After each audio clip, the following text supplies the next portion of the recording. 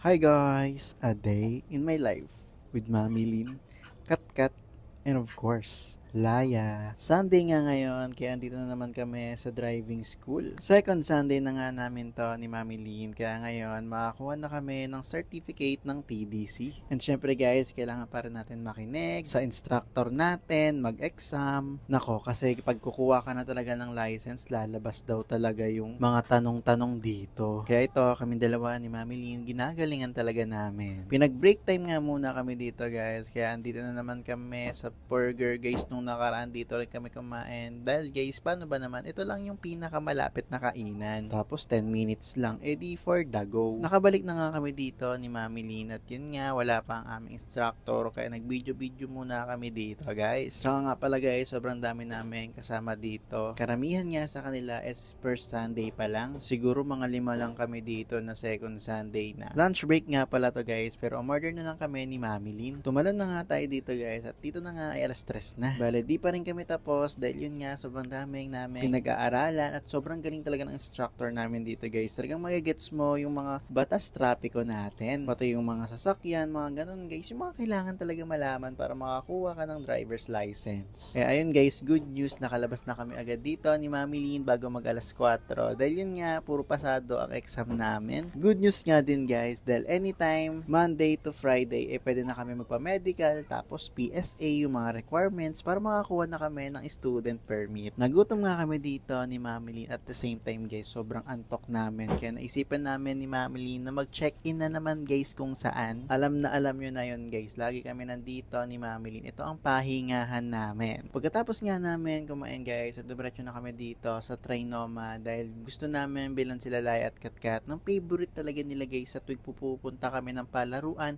ay nilalaro nila tong kotse-kotsihan na to. Nung una nga lang ay talaga akala namin napakamura lang guys, pero grabe nagulat kami sa presyo. Balak nga kasi namin ni Mami Lin ay dalawa ang bilhin namin dahil tsak mag-aaway to. Nung nalaman na nga namin na 11,000 pala ang presyo nito guys, napaisip-isip tuloy ako guys na isa na lang muna ang bilihin. Pero yun nga, napapaisip kami baka mag-away lang yung dalawa. After nga namin yun mabayaran, ito nagutom na naman kami guys, kaya kumain kami dito sa food court, itong Peppa Wings. So si Mami Lin ang pinorder ko dito dahil siya yung mahilig mag-unli wings at siya yung nakakaalam ng mga flavor na yan. Dumating na nga pala yung order namin guys. At ito, nagulat ako sa laki ng chicken guys, kahit wings na lang. Ganyan pa rin pala kalaki. So hindi na kami nagpatumpik-tumpik ni Mami Lin. Nilantakan na agad namin. So ayun, masarap naman ang Peppa Wings guys. Try nyo na rin. Sobrang sarap ng mga flavor nila. So ayun guys, dumaan din pala kami dito ng Landmark. Siningit na rin namin, binila na rin namin si Laya ng bagong shoes. Dahil dalawa lang ang sapatos ni Laya. Yung isa kasi hindi na magkasya sa kanya. Gusto kasi namin ni Mami Lin na dalawa yung shoes. Para isa pang PE sa school, isa pang alis. Nakauwi na nga pala kami dito guys. At yun naman, pagdating namin dito ay may session pala sa bahay. Tamang shot puno ang pamilya. Kaya ito, hindi nila inakala na pauwi na kami. Kaya ayan, si Katkat tsaka si Ate Laya natin ay dali-daling binuksan to. Alam nyo naman, ang dalawang yan, basta naka-gift wrap yung mga toys nila. Matik yan guys, open agad yan.